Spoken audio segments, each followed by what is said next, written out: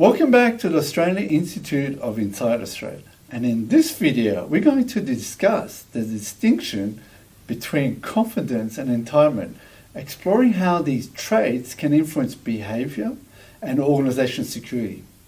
While confidence inspires trust and drive performance, entitlement can foster a sense of privilege that leads to risky behaviours or lapses of ethical behaviour. With me again, we've got Peter and Atra. Welcome. Thank you. Let's start and define what each of them are. Of course. What do we mean by confidence and what do we mean by entitlement?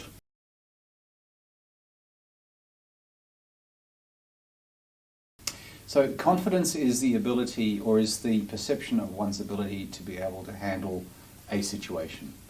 Entitlement is a demand for the respect that might not yet be earned. Yes. And the interesting thing is that confidence will inspire confidence and entitlement will inspire non-confidence. I guess the best way of looking at it is if you had a leader in a tense situation, the person that has confidence will inspire confidence. The person who just demands everything of you in that situation may appear that they have confidence. Correct. The entitlement shows that now everybody else has to do the heavy lifting while this person... Correct. And it's a very big distinction. It is a huge distinction, absolutely. Yeah. So what are the sort of the indicators that say, okay, someone may be confident but is leading more to becoming entitled? The entitled person will have very little humility. It will be, this is the way and this is the way it will be, and it's almost an assumption. There's an assumptive process that the world just works this way. Yeah. Whereas a confident person will say, okay, I recognise a world will, not every task or scenario is going to be the same, yeah. but I have the confidence that I'm flexible to move between those. Yeah. And there is a huge difference between those. So one is very rigid, yeah. and one has the ability to adapt. Yeah. Is it easy to see? Absolutely. Yeah. If you're actually with somebody who has confidence, that confidence, you can see that in operation within the first 10 minutes. Yeah. I understand that. Whereas if you have somebody who's entitled, it will be very much like tum, laying down the law. This is the way it is. How can a sense of entitlement lead to undermining in our organisation? Oh, absolutely. If somebody feels like they are constantly operating to or with somebody who is entitled, there's no way out. There's no wiggle room. You have to work with that, and if people will find a way through it, around it, or under it.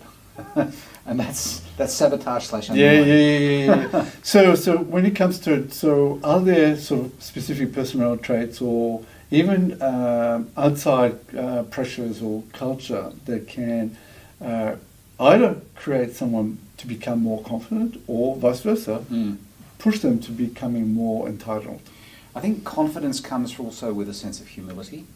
That not every scenario has a set of rules, but a confidence in the ability to deal with what's at hand.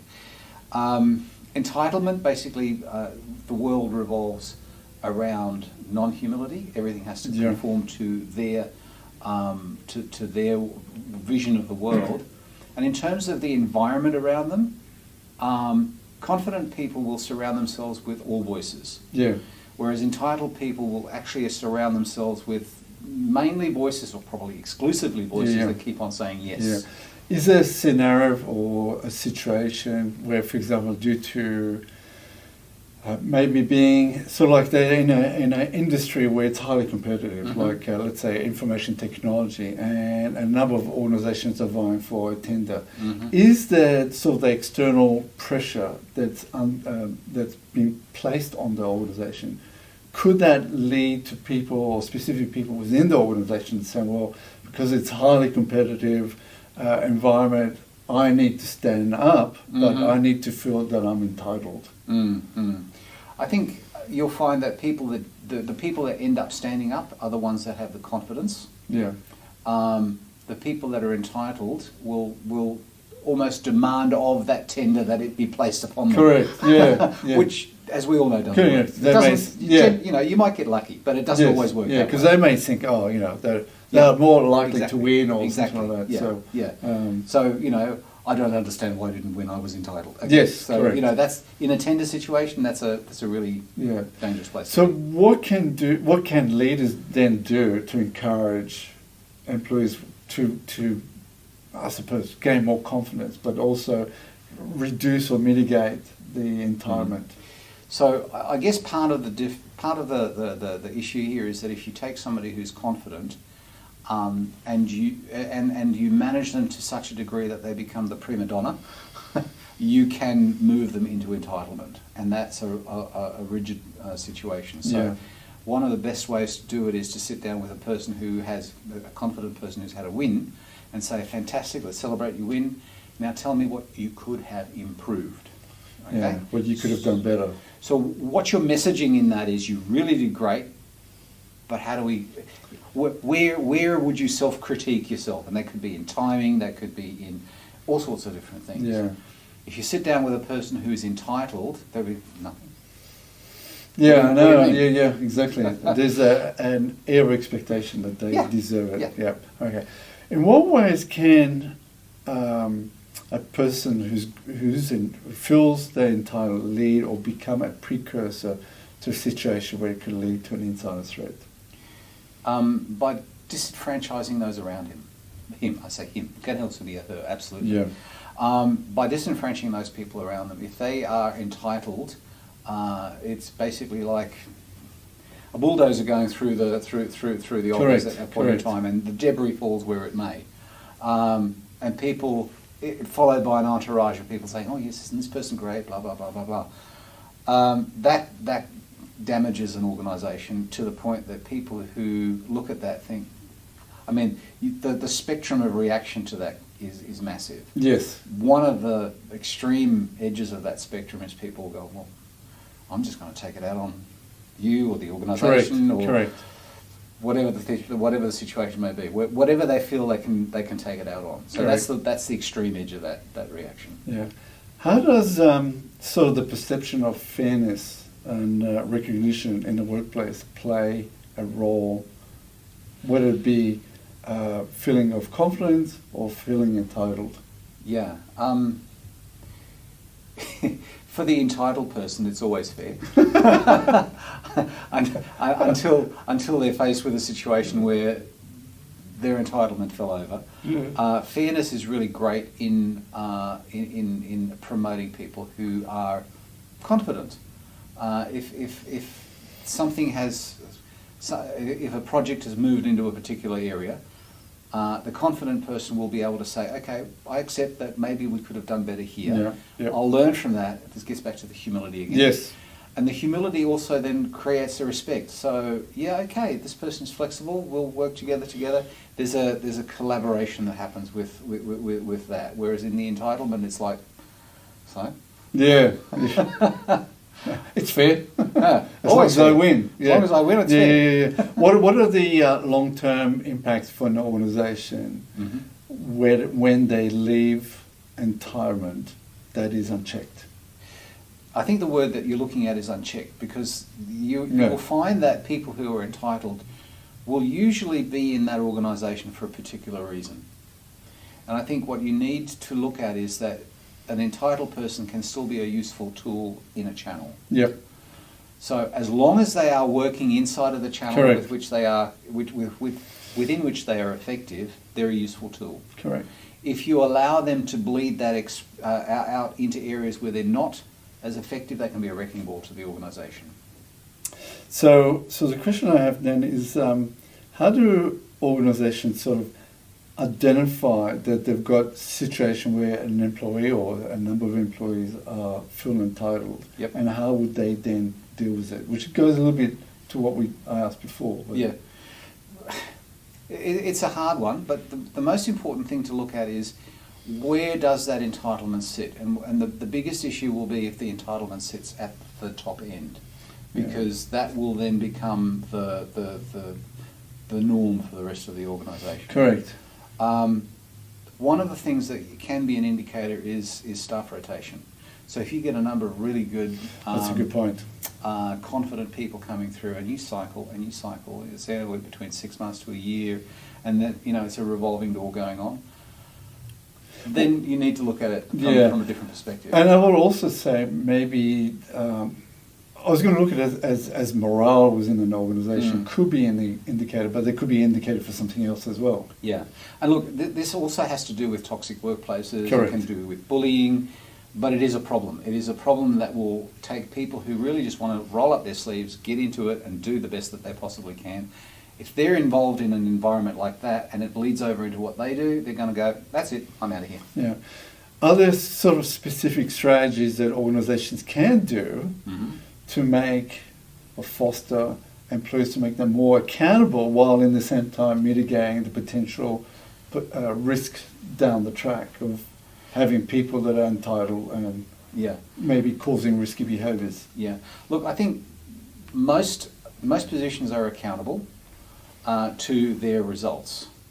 I think what needs to be looked at is accountable across those results as well too, accountable inside of the organisation. So when we look at accountability, it has mainly to do with you were tasked to do this with outside the organisation, you did or you didn't do it. That's accountability.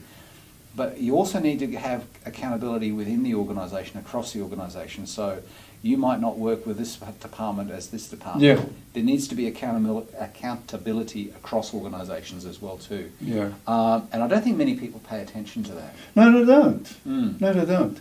So here's a side question. Yep. Could a time in the workplace be a hidden product of rewarding confidence too aggressively? Yes, it can. It can indeed. You can create the fairy tale. Yeah. What is it? Legend in your own lifetime. Yeah, You exactly. can create the fairy tale in a person's mind that, and you could start off with a very confident person, but all of a sudden you lock them into this mold, and people who like that mold Correct. will tend to solidify around that. Correct. And then all of a sudden, because entitlement is less about the decisions you make, but at the expectations you hold. Correct. So if I always expect to have the same car park or this, that and the other, even though it's not really mine, car park as a for instance, that becomes an entitlement. Correct. And you then cluster entitlements around that. And if that's not, very much so. if that's constantly left or not challenged or even encouraged, then you just become part of the yes group around Yeah, and I suppose it could be also a rolling stone, correct? Correct. Down the hill, whereby someone who's been given some form of entitlement keeps on seeking more and more. Yep, absolutely. The snowball effect. Snowball. Yeah, exactly. He's got it. Okay. Right, it just gets bigger and bigger and bigger. Yes. And actually, it's a really interesting example because at one point in time, it can get so big, it can become an organisational wrecking ball. Yeah, I was going to say, yeah. Okay, so having said that, what is the confident takeaway from this discussion? Confident takeaway is be flexible. If the confidence is flexibility, and that confidence will breed confidence with the rest of the team around you. If you're a confident leader, your team is confident. Yeah. You will get that response every time. And if you're entitled? You'll get people begrudgingly working with you. So there you have it. Well, I hope you really enjoyed it. And with that, thank you very much. Thanks, Peter. Thanks, guys. It's been a very interesting series. Thank you. And we should be coming with more. Thank you. Looking forward to it. Welcome back to the Australian Institute of Inside Australia. And in this video, we're going to discuss the dynamics between engagement and detachment in the workplace. We're going to examine how these opposing states impact employee behavior in an organization.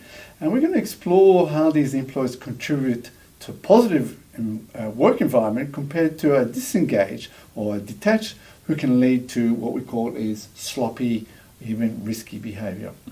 So before we start, welcome, Peter. Thank you. And hi, my name is Boss Fisher, and what we're going to start is let's define what we actually mean by state.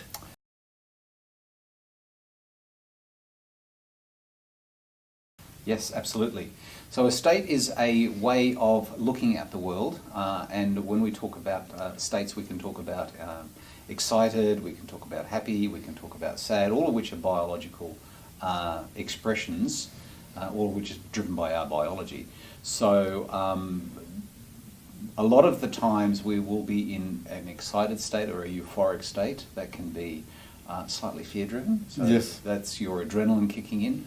So a lot of our states are driven by the biology of the human body. Yeah, yep. But it also can be driven by beliefs and values. Absolutely. And yeah. We interpret the world, we see the world through a filter. That filter then affects us. Correct. How we perceive that filter or that world through that filter is then how we react to it biologically. Cool. So now let's kick in and let's define what we mean by detachment and engagement.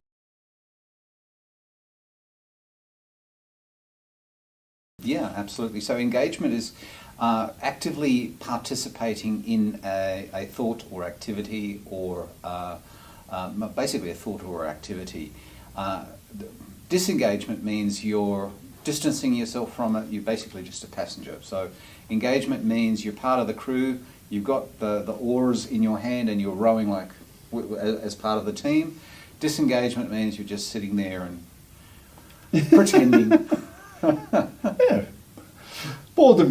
Boredom sets in. Yeah. So moving to the next question then, so what are some of the key traits that we could see someone who may be engaged but moving over to detachment? So intensity more than anything else. If somebody is engaged, normally you'll find that if people who are engaged, especially in team exercises, you can see they're actively listening. They may not be yet contributing, but they're nodding, they're reacting to the conversations that are being taken place. Also, if you've got somebody who's being engaged but they're operating solo, for instance, they might be working on a project or something on their computer, you'll notice that they are so absorbed in what they're doing. It's sometimes you have to talk to them twice to get their attention because they are so absorbed. That's absolutely engagement. Disengagement is exactly the opposite. If you've got a team group going, they're the ones sitting in the background.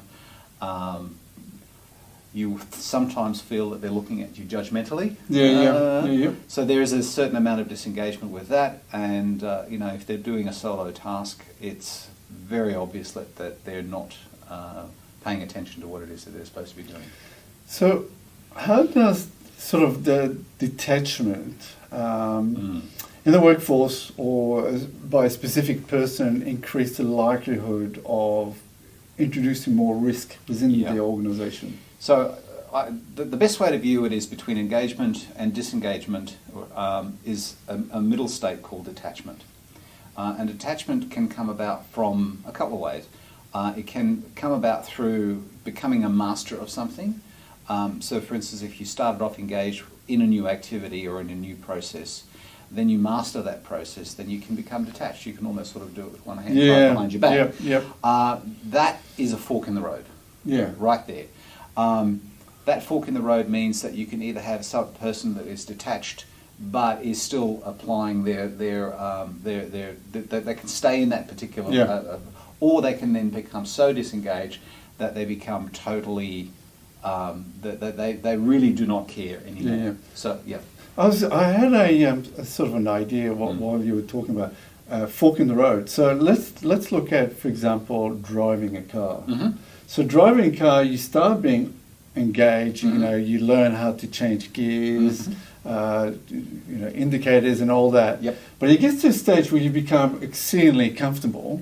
And then suddenly you sort of drive and say, well, how the hell did I get here? You don't even remember your trip. Now, would you say that is detached or just completely in a sort of a different state? So you are detached, but it's not sloppy detached. No. So you mentioned the word sloppy before. One of the negative side effects of being detached is becoming sloppy. And an example is a company recently put out 15,000 boxes of a product labelled as one thing. When that box was opened, it was something completely different. So that 15,000 was somebody being detached, doing next, doing everything by rote, but not sanity checking what they were doing. So that's what I mean by sloppy. So I just wanted, again, another side question, because I love side questions. So in the recent, I'll just read it out, in the latest Gallup State of the Global Workplace 2024, shows that the average engagement, Yep. which is globally, is around 23%. That is really a very low. Yeah. So first of all, I just want, what do you think about it? Because given what they're saying is around 60% are disengaged and about 15% are highly disengaged. Now, these facts or these figures haven't changed much over the years. And you could say, well, obviously Australia might be different. They are different, but they are very minute differences. In Australia, we have roughly around 25% engagement. That's compared to staggering. 23. So first of all, what are your thoughts regarding to that? Yep. And then the next question is, what role do organisations and leadership have in fostering engagement? Okay. With so in order to help people. Yep. So to set that up, I'd like to introduce the idea of an engagement life cycle. And like everything goes through highs and lows. To judge where somebody is on their engagement life cycle at this point in time is not so much. Everybody has bad days. Yes. Everybody has days where you go to work, the fog's just set in, you have no idea how you're going to get through the day. You can still have an engaged person with one of those days. It becomes an accumulation of how many of those days do you have that moves somebody from the scale of engaged to detached. Yes. Okay. Correct. And when I'm talking about life cycle, I guess to your second part of your question, what can organisations do about it? Recognise that this is not a linear progression. No, correct. A lot of organisations will say, okay, we put this person on to do this job, they're going to do that forever. Correct. It doesn't work that way. There is a life cycle that goes around between engaged and detached, and then potentially, even worst case scenario, disengaged. And that life cycle is basically a bell curve. Yeah. So people will reach a peak of their engagement, and at one point in time, that bell curve is going to get. It's only got one more way to go. Yeah. So it's at what you do at that point, Yeah. at the peak point of there, that makes a difference between. That's the key point where organisations can do something. Yeah. Other employees are more prone to becoming detachment, because you can't say everyone is on the same boat. Correct. What makes someone more prone? It's personality. So to be black and white about it, you can have people that are glass half empty and glass half full. So if you have the optimist, the glass half full, they will always find ways to create an enthusiastic engagement. They will ramp themselves up every morning to generate that engagement, to generate the energy of that engagement that they can take with them through the day. Yeah. There are other people, and look, that has a life limit as well too. But there are also other people that wake up every morning looking for things that will block them. And the old saying is, what you look for is what you tend to find. So. Yeah. One thing I was going to also add, so for those who are interested about that report, I will list it in the information below. The next question is, how do managers or leaders differentiate between a sort of environmental boundaries or safe boundaries between the two, between engagement and disengagement? One of the things that's really important for managers to understand is the importance of emotional intelligence. And that doesn't just necessarily mean one needs to get all gushy with people, but it's people reading skills, and something that I've written about on the AIT side. You're as part of your manager's role, you now move out of the technical competency and you start now moving into people management roles.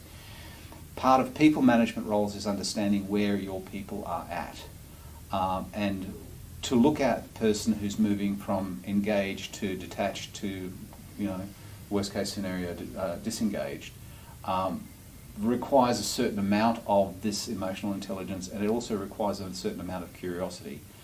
So as managers, people can get bogged down in the day-to-day Yeah. minutiae. I've got to sign this off. I've got to meet that appointment. There is a layer of employee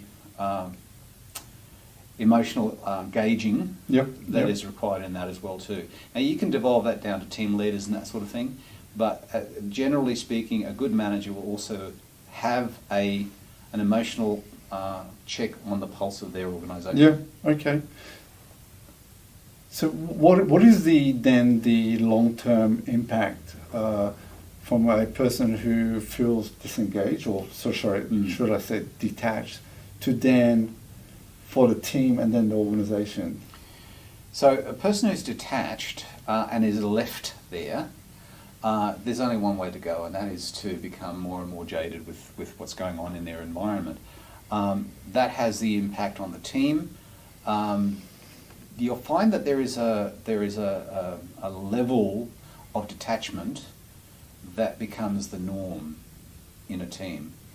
So for instance, if you have a team that's high energy, high engagement, they will model a way of behaving that does not tolerate too much detachment. So they'll pull people up to a level. Correct. But just as they can pull people up to a level of detachment, they can also pull people down to a level of attachment. So it's a cultural thing, and in Australia we call it the tall poppy syndrome. So anybody who's too engaged will certainly get knocked down to the common level. Yeah.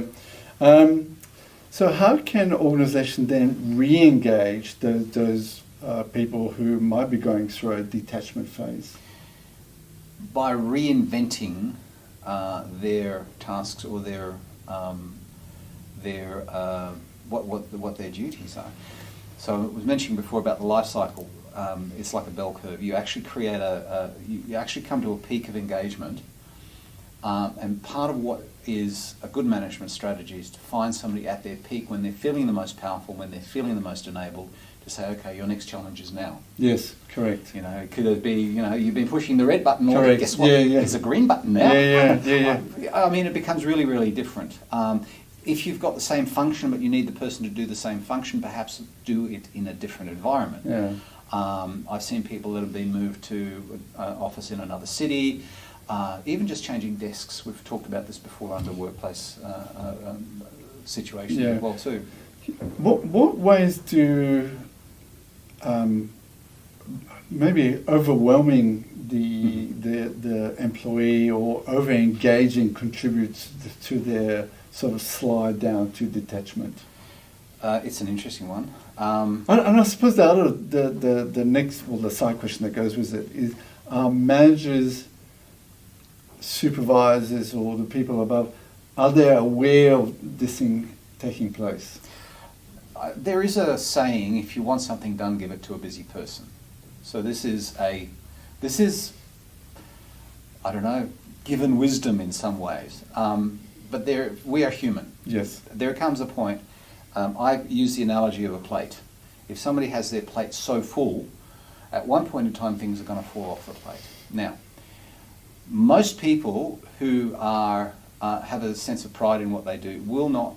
Their ego prevents them from saying, "I need a hand. This is falling off my plate." Yeah. There are some people. I guess more and more nowadays we're making that safe for people to do. But in general, most people will say, "Oh, we'll let that be." So again, it becomes how much is accumulated off plate. Yeah. At one point in time, there's going to be so much that you have to tidy up that you just throw your hands up and say, correct. "I'm going to move straight away to disengage. Correct. I'm washing my hands of this." Yes, correct. So yeah.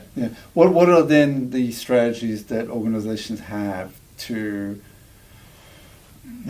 create and foster sort of a healthy environment? Yeah.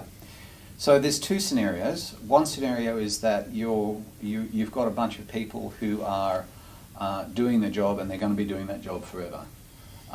Look at the workload. Maybe that person is so overloaded that they might need a second person to do. But more likely, find something that they can step into, something new that will bring them back into the engaged and excited and slightly, oh my gosh, how am I going to handle this? Yeah. And stretch themselves a bit further. Yeah. The other thing you can do too is, if you have somebody that really needs to stay there, I use the analogy of pushing the red button. give them the responsibility to say, okay, I'm going to become trainer now to a crop of new people coming through. Yeah. I'm going to train them how, and give them that level of responsibility. But that also allows them to be re-engaged in what it is they actually do. Yeah. Now, here's a side question. I like the side questions, yeah. And I'm sure you've come across these type of people where they're overly engaged, yeah, but they are masking their detachment. Yes, absolutely. Yeah. And so what is the situation here? What's actually happening? So they're masquerading. And not only are they fooling everybody else, but they're fooling themselves most of the time as well too. That's true. It gets back to what I was talking about with emotional intelligence. If you've been travelling the journey with this person, you know what real engagement looks like for them. Yeah. You know what it's like when they're on fire, when they're bright-eyed, when they're so into the concept you can see that the wheels are turning, to when they're faking it. Yep. And at that point in time, you need to decide, where are we going? You know, you can say, hey, I use Billy all the time, poor Billy. Hey, Billy. I want to have a chat with you about what you really think. No, you know, you seem to, you're doing all the do, but I'm not feeling it. Yeah. So, you know. Cool. What is the key message from this discussion that we have had so far? So the journey from engaged to disengaged via detached is a life cycle. I think that's the first thing that we need to look at. Yeah. Once somebody achieves a level of competence about something they're on the threshold of being detached. So find something that can extend them or stretch them a little bit, maybe put them in a supervisory position, whatever the case may be, and look at their output so that they're constantly back in that. Because it's also a favour to the person that you're doing this with. Correct. People like to go to work feeling engaged. Yeah, correct. Yeah, for sure. People who, you know, if it becomes like brushing teeth, then what? Nobody's served by that. No. And with that, I hope you got quite a lot out of it, as I have. It's always a pleasure. Always a pleasure. Thank you for that, and stay tuned for the next video. Cheers.